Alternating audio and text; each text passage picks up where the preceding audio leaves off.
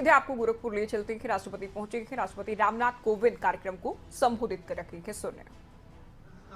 अपने अपने क्षेत्र में बेहतर कार्य कर सकेंगे। मुझे बताया गया है कि पारंपरिक एवं प्राचीन चिकित्सा पद्धतियों की विश्वसनीयता एवं स्वीकार्यता को अंतर्राष्ट्रीय मानकों के अनुरूप स्थापित किए जाने और जन स्वास्थ्य में योग की उपयोगिता को देखते हुए एक शोध संस्थान की स्थापना भी इस विश्वविद्यालय में की जाएगी। देवियों और सज्जनों, भारत में प्राचीन काल से ही अनेक चिकित्सा पद्धतियां प्रचलित रही हैं। देश में सिद्ध चिकित्सा पद्धति का विकास नाथों एवं सिद्धों द्वारा किया गया। आज के समय में यह पद्धति दक्षिण भारत में अधिक लोकप्रिय है।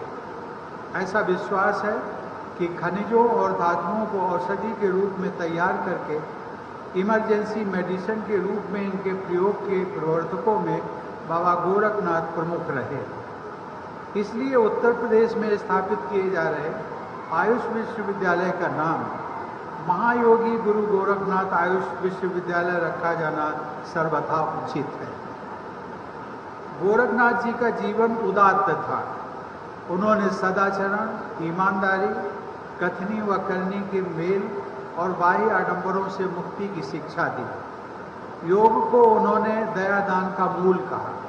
उनके चरित्र, व्यक्तित्व एवं योग सिद्धि से संत कबीर इतने प्रभावित हुए थे कि उन्होंने गुरु गोरखनाथ को कलिकाल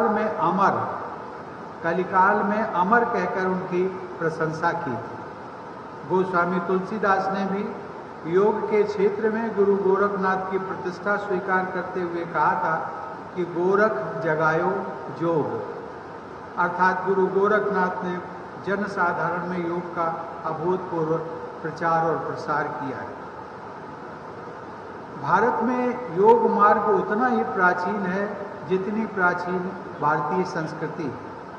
योग को प्रतिष्ठित करने वाले गुरु गोरखनाथ निश्चय ही अत्यंत महिमा में अलौकिक प्रतिभा संपन्न युग दृष्टा महापुरुष हुए हैं, जिन्होंने समस्त भारतीय तत्व चिंतन को आत्मसात करते साधना के एक अत्यंत निर्मल मार्ग का प्रवर्तन किया।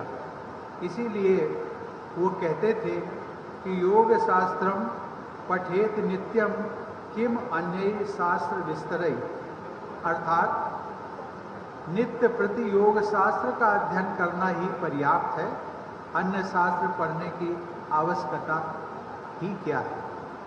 देवियों और सज्जनों, भारतवर्ष विविधताओं में एकता का उत्तम उदाहरण है। जो कुछ भी लोक उपयोगी है, कल्याणकारी है, सहज उपलब्ध और सुगम है, उसे अपनाने में भारतवासी कभी संकोच नहीं करते।